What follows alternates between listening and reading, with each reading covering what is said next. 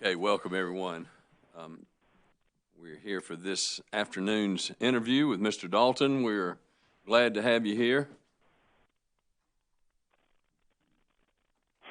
Good afternoon. I have you on my hands free. How is the sound quality on your end? We can hear you very, very nicely, so that's Excellent. good. That's great.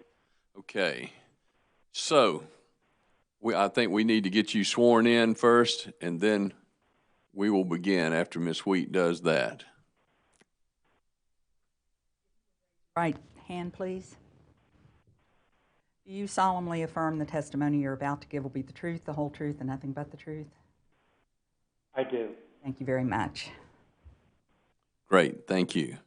Well, for us to get started, why don't we get you to tell us a little bit about yourself and give us sort of an opening statement on why you're interested here, and then we'll move on to commissioner questions.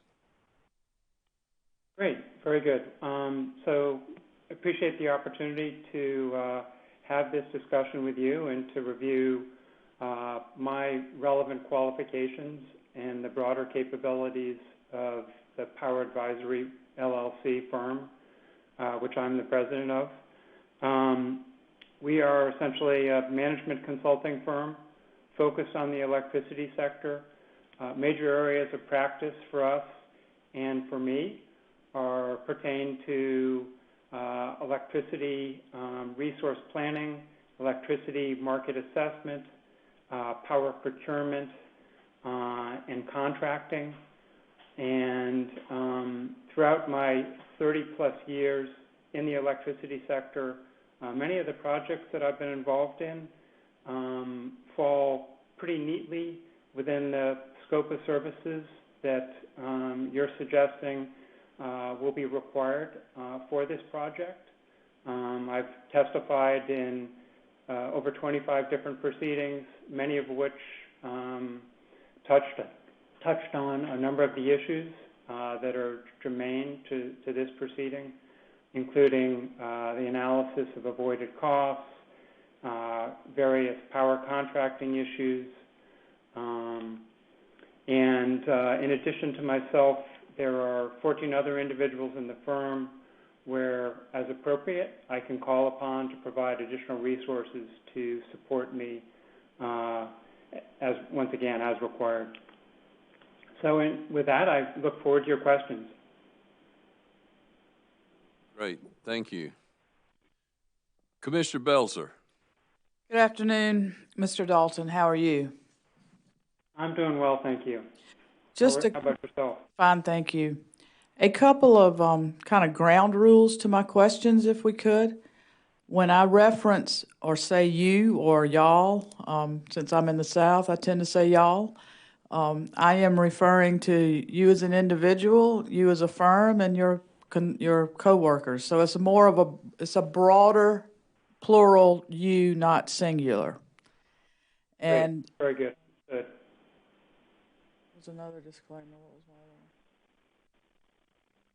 other one? Oh, when I refer to some of the incumbent and investor-owned utilities operating in South Carolina, if I refer to Dominion or Duke, especially in areas where we may be talking about potential conflicts or work that would have been done for these entities, not only am I referring to the operating entities in South Carolina, but I would be interested in the umbrella of Dominion or the umbrella of Duke, even if work might have been done in other states and not for specifically Dominion, South Carolina, Duke Energy Carolinas in South Carolina, and Duke Energy Progress. So it's a broader, more global term than just Duke and Dominion, if you would.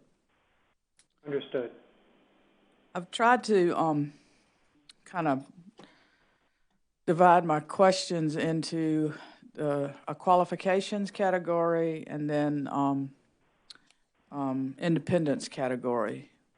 So we'll start with qualifications, and that's kind of where I'm going through on those. Have you had a chance to review Act 62, known as the South Carolina Energy Freedom Act? Yes, I have. Thank you. If selected as this commission's independent consultant, would you describe the process you would use to conduct the analysis needed of each electrical utility's avoided cost calculations? Certainly. I think the place to start would be to make sure that we fully understand the methodology and to review the various filings that the utility have made. I've begun to do that in the case of Duke, given that they have already made their filing. So I think it's important to kind of understand the methodology, to evaluate it, to ensure that it conforms with best practice that have been employed elsewhere, based on our experience, as well as other precedents that we've seen in other jurisdictions. And as part of this, presumably there would be data requests that would be issued to the companies, following up on trying to understand kind of the how they've actually employed the methodology. And then we would get into the full set of assumptions that are the basis for the avoided cost estimates. We would want to ensure that the assumptions, are internally consistent with, as they report them in their filing, with what they've employed elsewhere, for example, in their integrated resource plans, with what we're seeing them actually doing in the marketplace, or what they're suggesting in terms of the retirements of generating units as well as load growth. Is it consistent with what we're hearing? Is it consistent with recent experience? Is it consistent with what we're seeing elsewhere in the marketplace? So that would be, real focus initially in terms of methodology, then to dive into some of the assumptions and to review some of the output results from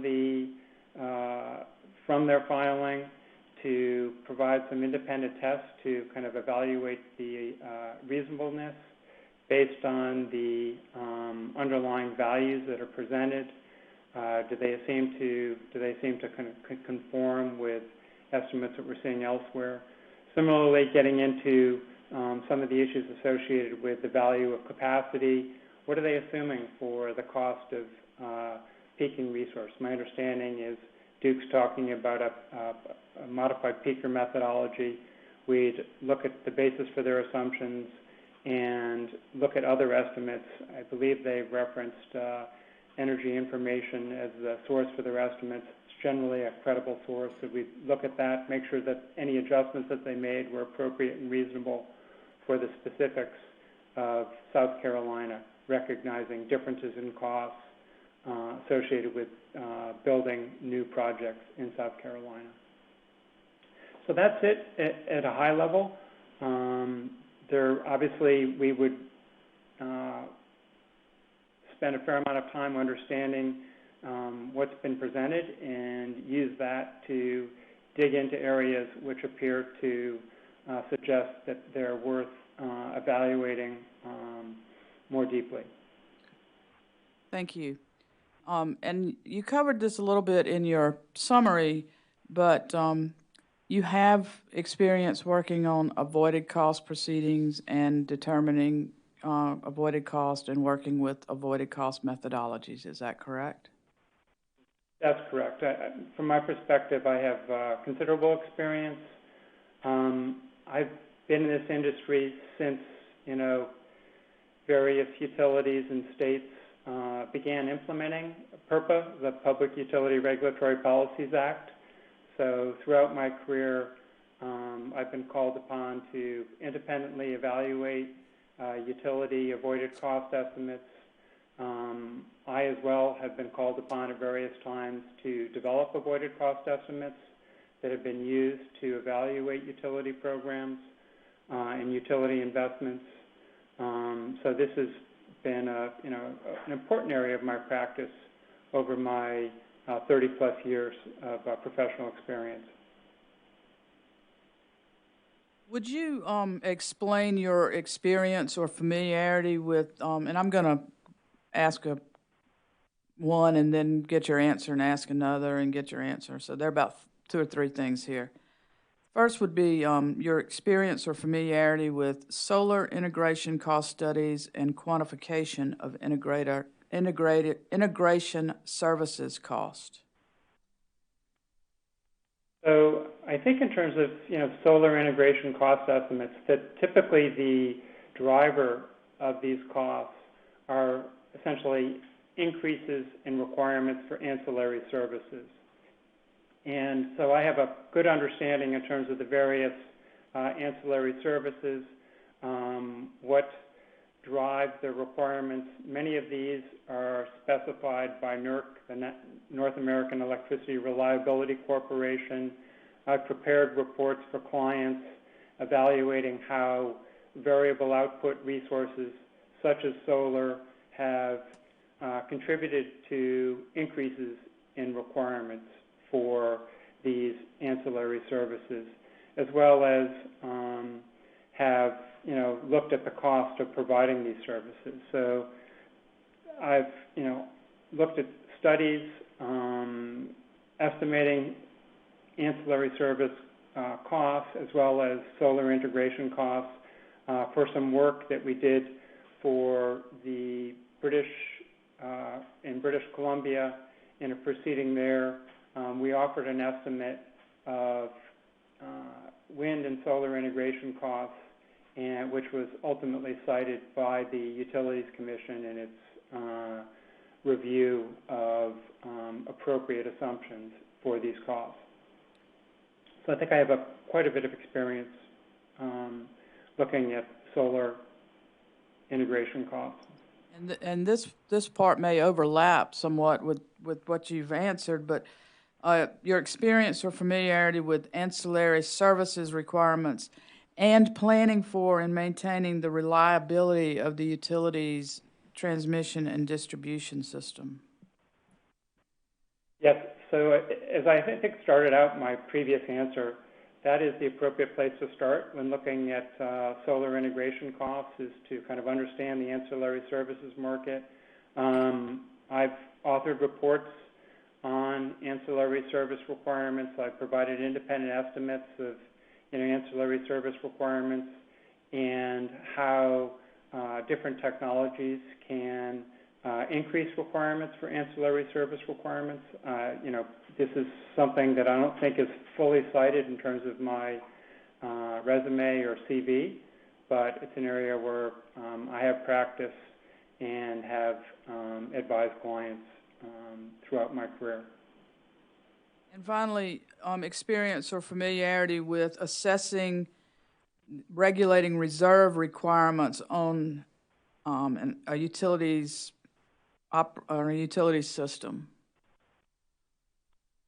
Yeah, obviously, regulating reserves are just one form of, ancillary service requirement.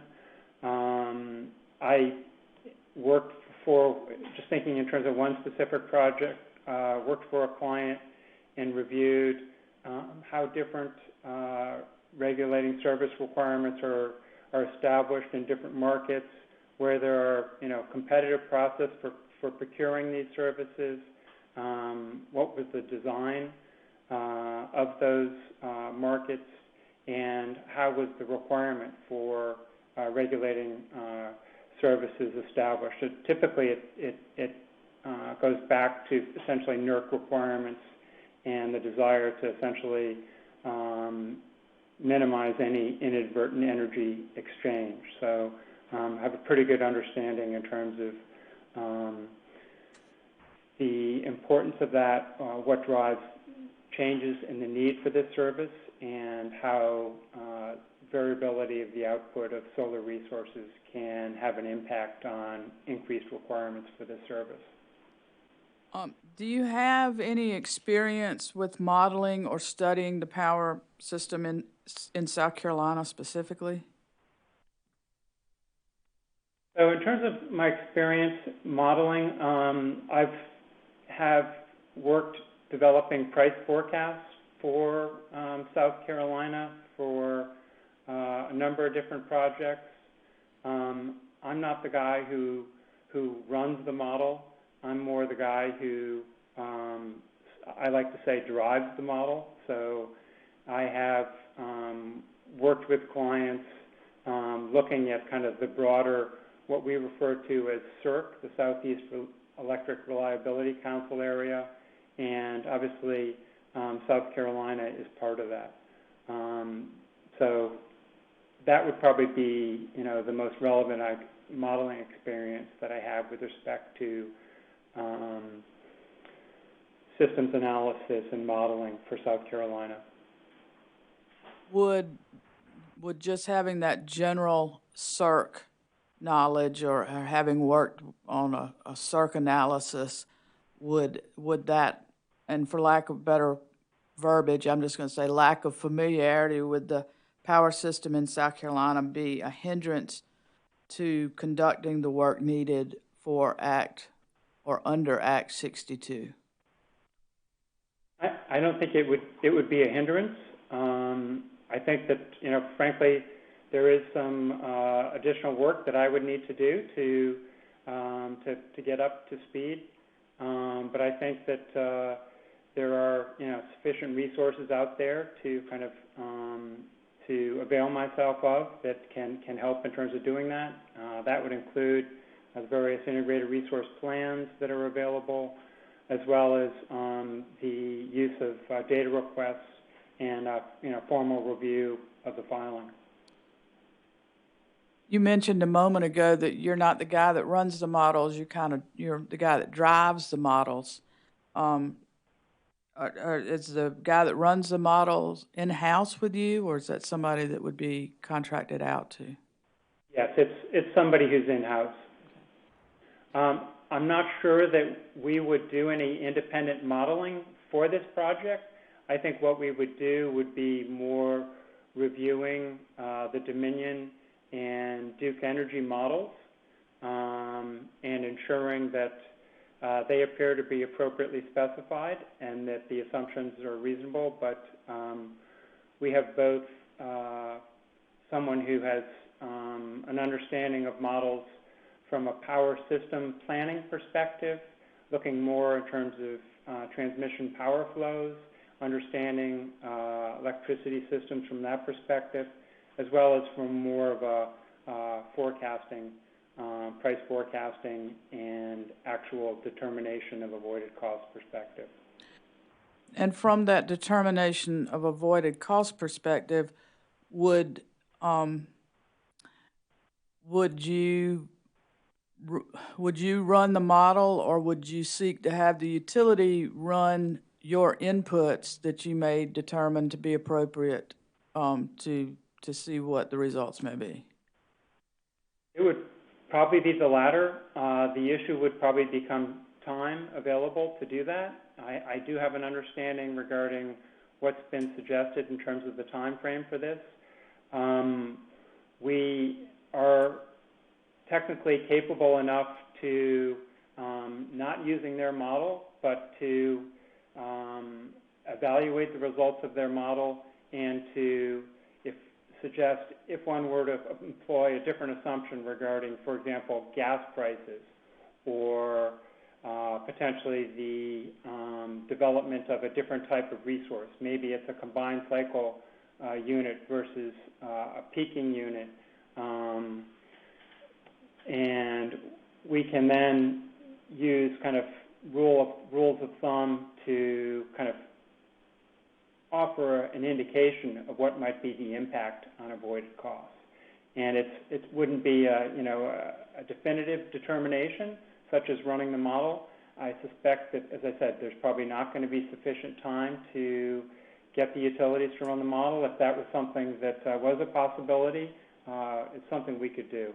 But I think what we would probably do is identify areas where we think that there are gaps between what we think are appropriate assumptions, evaluate the magnitude of those gaps, attempt to estimate the significance associated with the difference, and whether we think at the end of the day it's going to result in a meaningful impact in terms of the underlying avoided costs.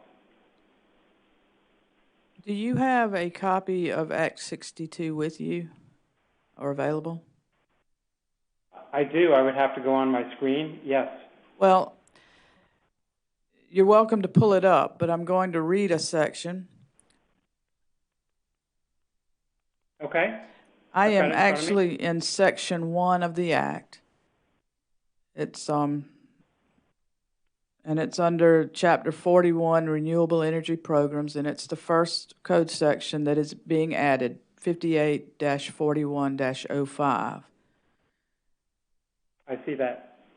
And that section states, the Commission is directed to address all renewable energy issues in a fair and balanced manner, considering the cost and benefits to all customers of all programs and tariffs that relate to renewable energy and energy storage, both as part of the utility's power system and as direct investments by customers for their own energy needs and renewable goals. The Commission also is directed to ensure that the revenue recovery, cost allocations, and rate design of utilities that it regulates are just and reasonable and properly reflect changes in the industry as a whole, the benefits of customer renewable energy, energy efficiency and demand response, as well as utility or state-specific impacts unique to South Carolina, which are brought about by the consequences of this act.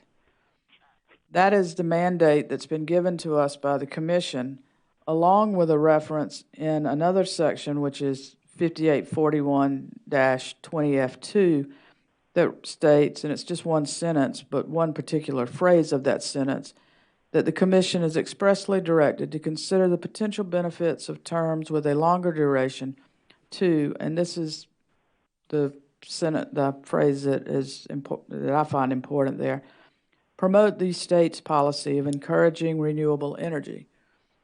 That's the mandate that the General Assembly has given us.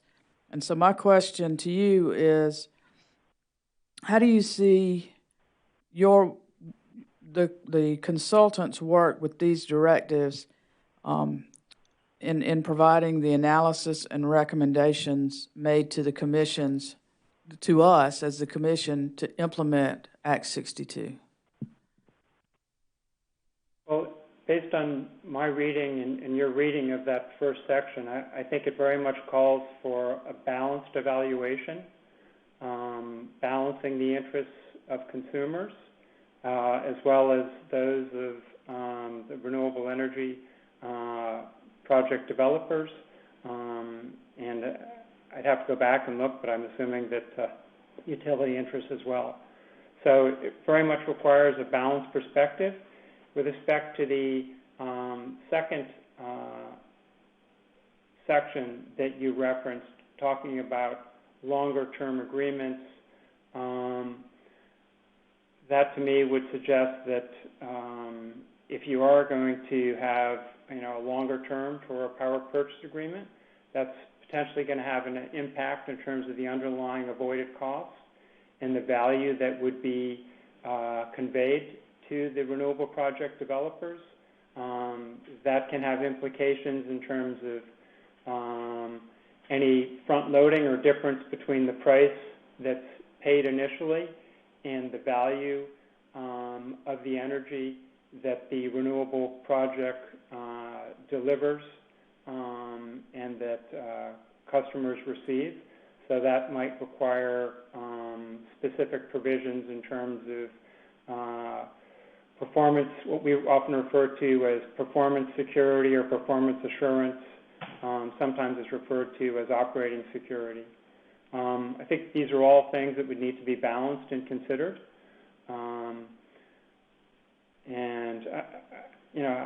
I have looked at the Act. I cannot say at this point that I'm expert with respect to it, but I think that based on my reading of it, it seems like it provides pretty explicit direction to the consultants and will help in terms of framing decisions and making sure that any advice that we offer can be appropriately grounded in terms of the guidance provided by the Act. Thank you. Under PURPA, states were given some discretion in implementing the requirements of PURPA. And with Act 62, our legislature in South Carolina is providing direction to us as the commission on avoided cost, yet it does leave some discretion on the avoided cost issues. If you and your team were selected as a consultant on these cases, how do you envision your role?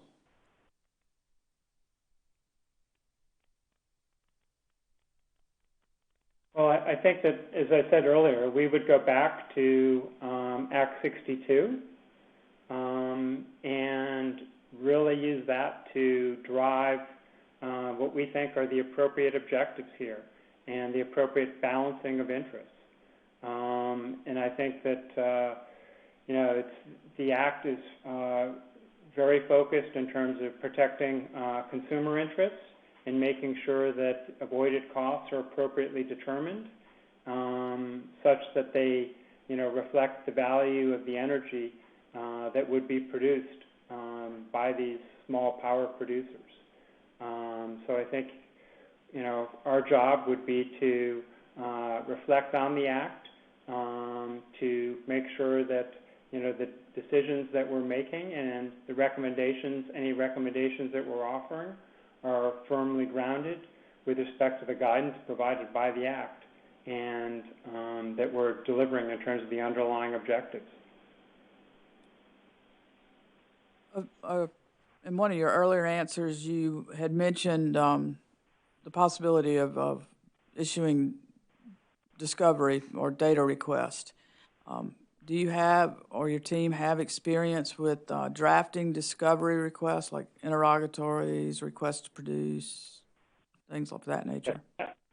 Yes, we have considerable experience. As I think I indicated earlier, I've testified in over 25 proceedings. In each of those proceedings, I was typically responsible, working with legal counsel in terms of developing data requests, interrogatories, and as well as earlier in my career, when I wasn't serving as the expert witness, I was often the party that was responsible for developing data requests. And there are, others on staff with me that have similar experience. So it's an area that we have extensive experience, and we're regularly called upon to assist clients and take the lead with respect to developing data requests and interrogatories to make sure that we have the information that we need to ultimately make kind of determinations on the reasonableness of the information that's been presented to us. These dockets not only address avoided cost, but also will address the utility's standard offer, form contracts for purchase agreements, commitments to sell, and other terms and conditions. Have you had any experience with analyzing or drafting purchase power agreements? Yes, I have. I've had quite a bit of experience. Probably one of the, the signature projects was some work that we did. Power Advisory was engaged by the province of Nova Scotia, and we were formally appointed as the Renewable Electricity Administrator. So on behalf of the province, we developed an RFP as well as a power purchase agreement, a standard form power purchase agreement, very similar to the standard offer power purchase agreement that's being proposed in this proceeding. And working with legal counsel, we had to get the provincial regulator to approve the power purchase agreement. We spent a fair amount of time developing that, working with stakeholders, securing their feedback, their input, and at the end of the day, the provincial regulator directed us to make one rather modest change to the power purchase agreement that we originally filed.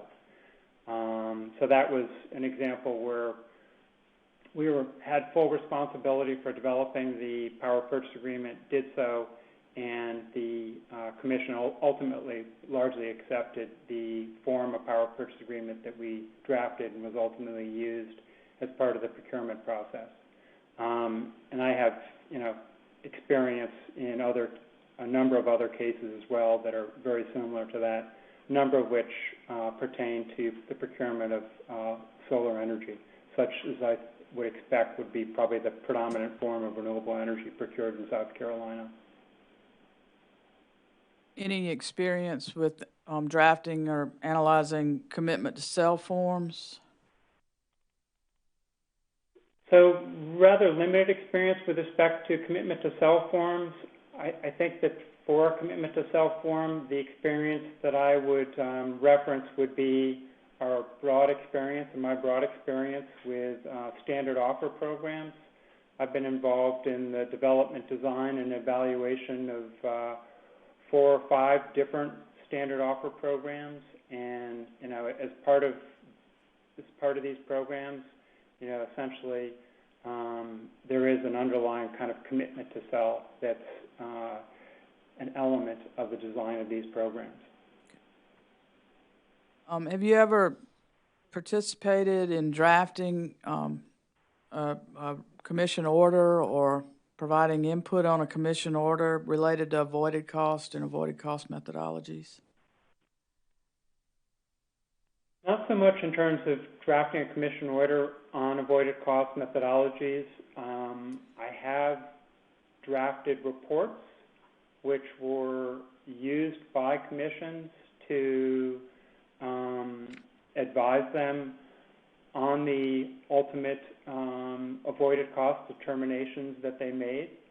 So we were engaged and basically ultimately advised the commission with respect to the methodology, the assumptions, and the appropriate avoided cost determinations. But it wasn't so much drafting the underlying order.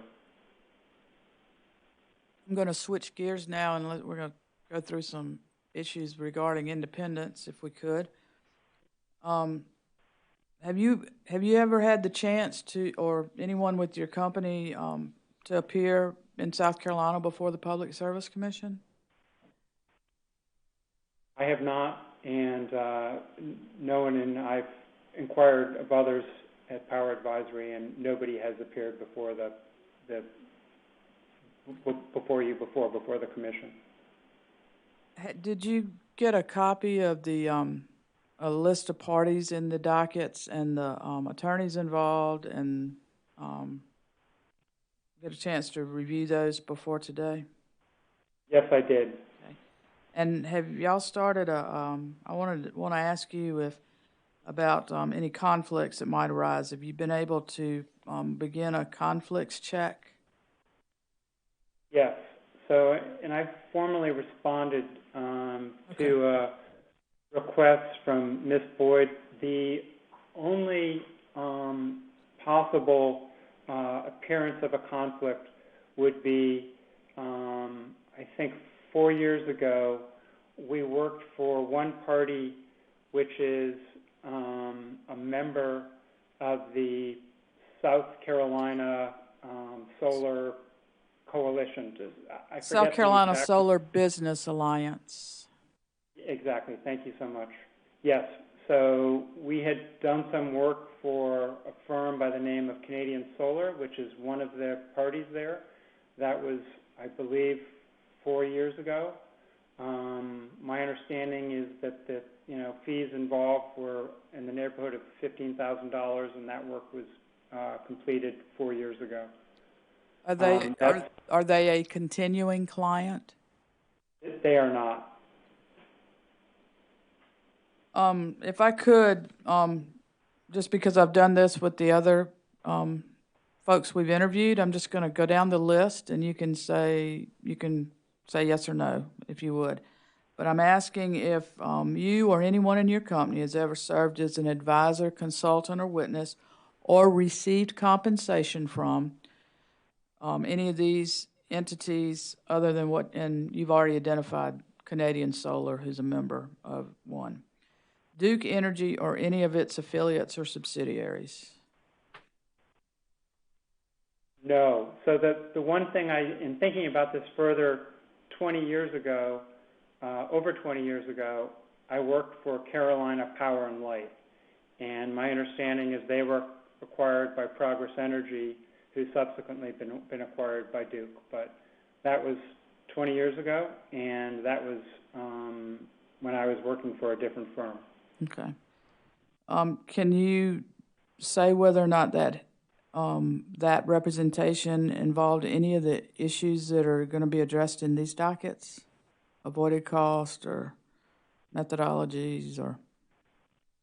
No, I mean, I was serving as an independent evaluator, so there was a procurement element of it, but it was, 20 years ago, and the resource that they were interested in procuring at that point was natural gas-fired generation. Okay. And was that South Carolina or North Carolina? If you recall. I believe it was actually North Carolina, but I'm recognizing that I believe Carolina Power and Light had some service territory in South Carolina, but They do. I'm not sure of the commercial specifics in terms of whether the procurement would have covered those customers. Okay. Thank you for providing that information. What about Dominion Energy or any of its subsidiaries?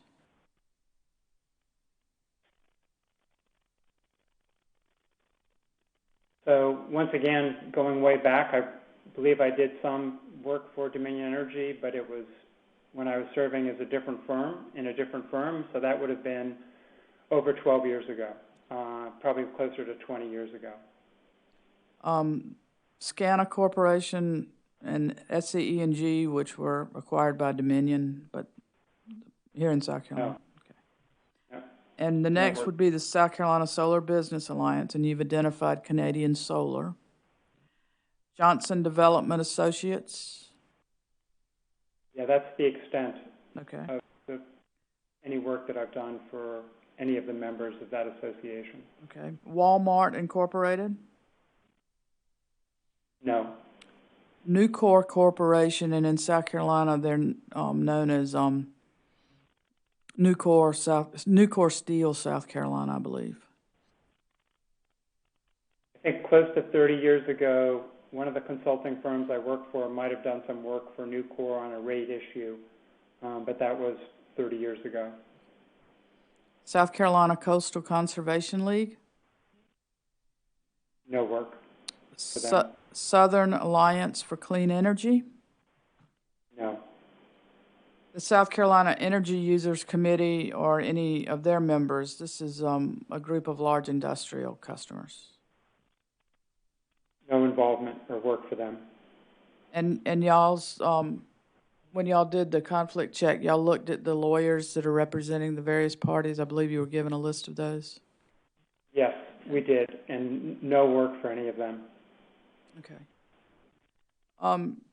Have you or anyone affiliated with your company ever served as an advisor, consultant, or witness, or received compensation from?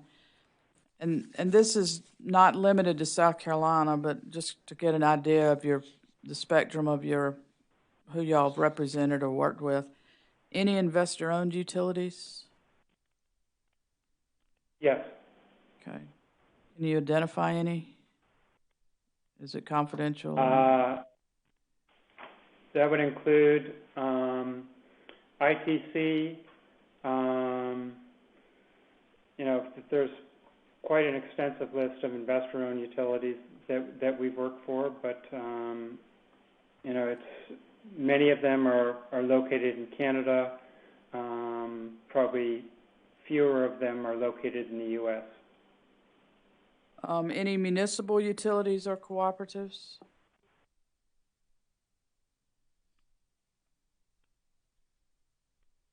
Yes, we've worked for a number of municipal utilities. I don't believe we've worked for any co-ops, but a number of municipal utilities. Any nonprofit entities? Yes, we've worked for nonprofit entities, including NGOs, non-governmental organizations. And can you provide any examples? Sure. The Environmental Defense Fund, we've done some work for them. that's the one entity that readily comes to mind. Any industry or trade association representing electrical utilities?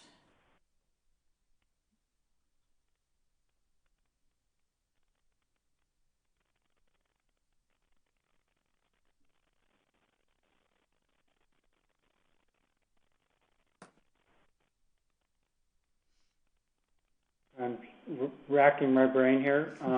Nothing comes to mind. Nothing that's been recent. Any industry or trade association representing the solar industry?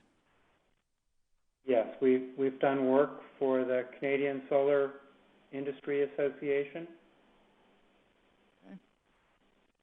Any state agency, industry, or trade association representing the using and consuming public? Consumer advocate? Yes, so I've worked for a number. I worked for the Massachusetts Attorney General on a power procurement matter several years ago.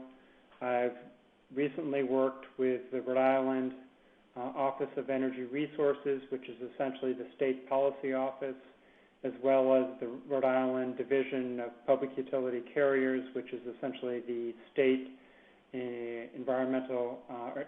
energy advocacy organization. And I'm not sure, in terms of how you framed it, I have worked for various commissions as well. We're getting to that one. Any industry or trade association representing environmental advocacy groups?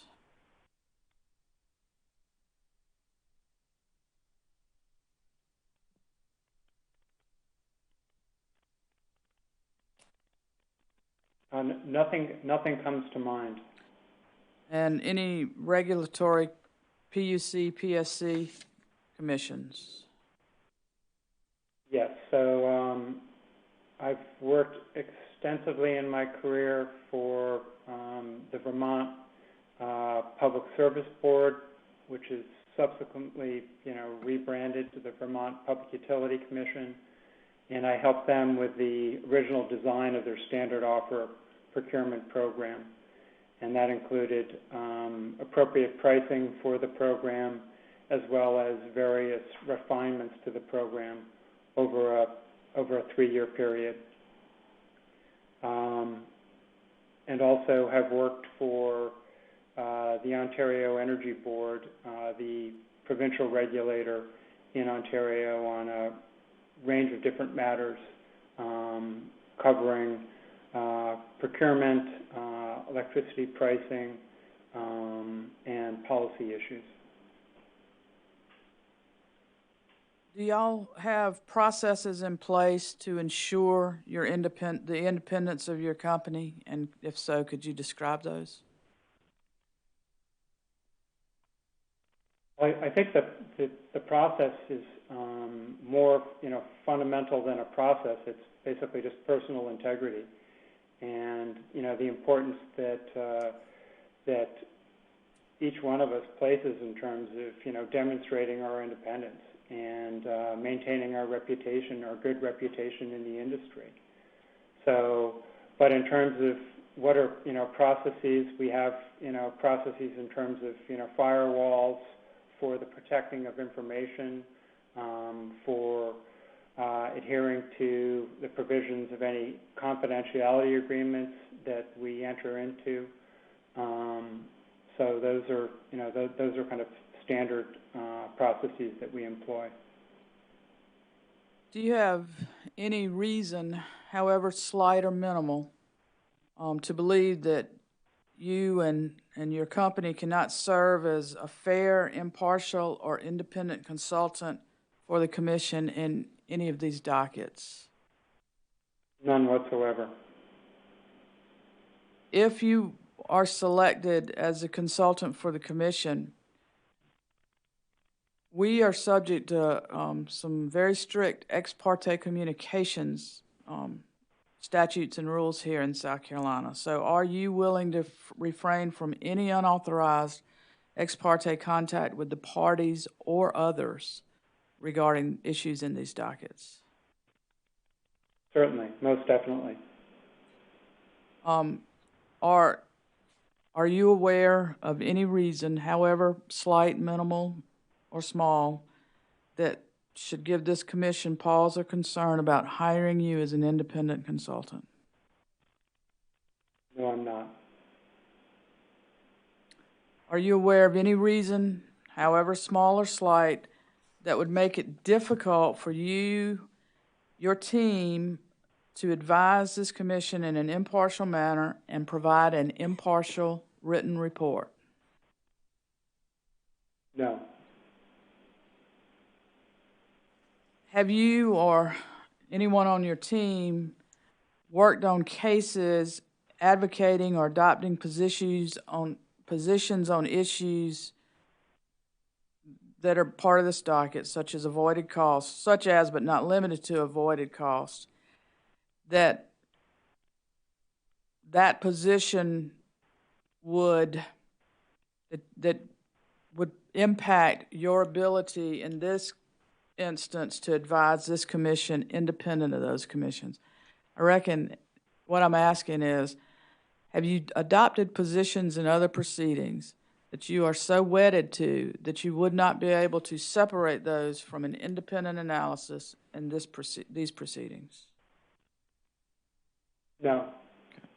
I mean, we are not wedded to any, I mean, we're wedded to employing best practices and employing the appropriate regulatory standards that have been put before us, but there's no positions that we've taken which would in any way, affect our independence and ability to appropriately kind of weigh and assess the information that would be in front of us in this proceeding. Mr. Dalton, thank you for your answers to my questions and for your attention. I appreciate your responses. Mr. Chairman, that's all I have at the moment. Thank you, Commissioner Belzer. Commissioner Irvin? Mr. Chairman, Mr. Dalton, thank you for being with us and for your interest in the project. You had a chance to review the new act that we're discussing here today, is that correct?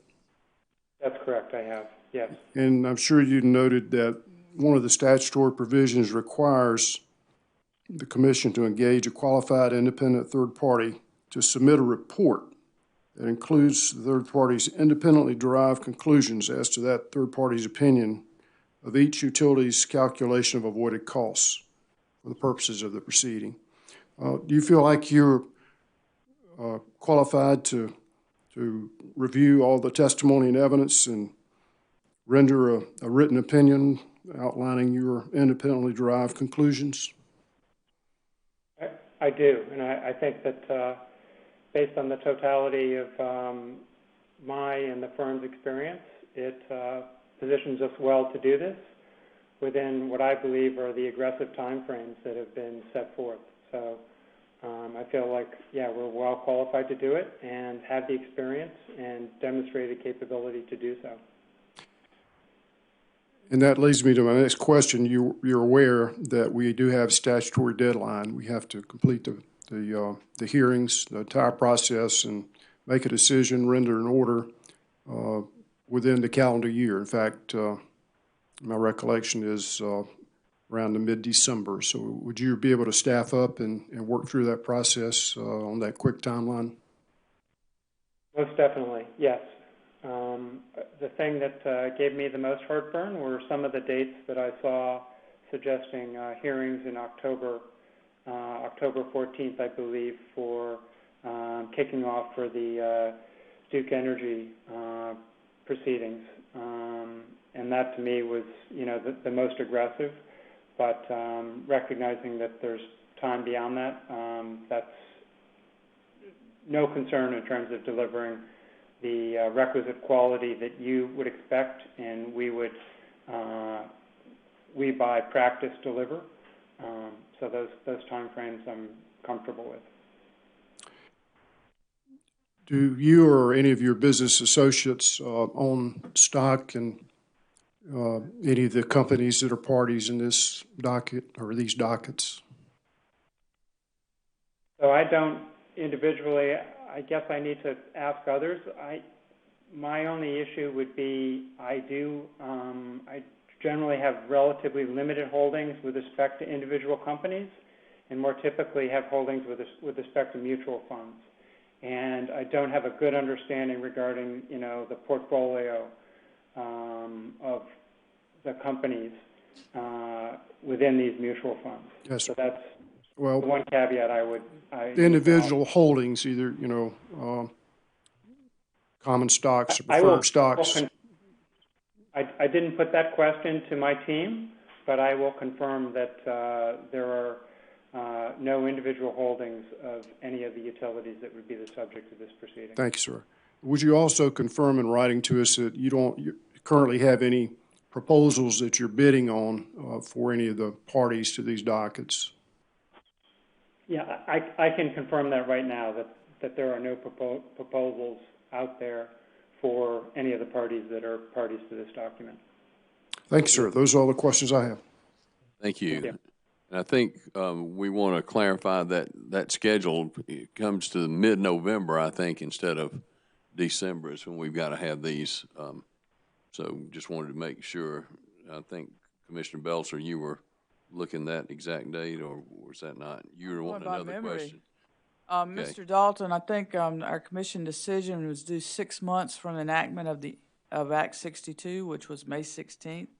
So we're looking at our decision being due November 16th, which is why the hearings are scheduled for October. So that's just, does that present a problem? It does not present a problem. We have the resources and can devote those resources to work within that schedule. Thank you. Thank you. Any other questions, commissioners? Mr. Williams? None from me, Mr. Chairman. Okay, thank you. Nothing. Okay.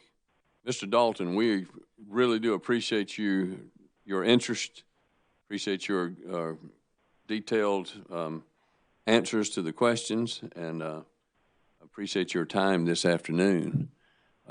If there are no other questions from the commissioners for Mr. Dalton, then we will wrap up and say thank you for your interest and thank you for joining us this afternoon. And we are adjourned now this week. Thank you.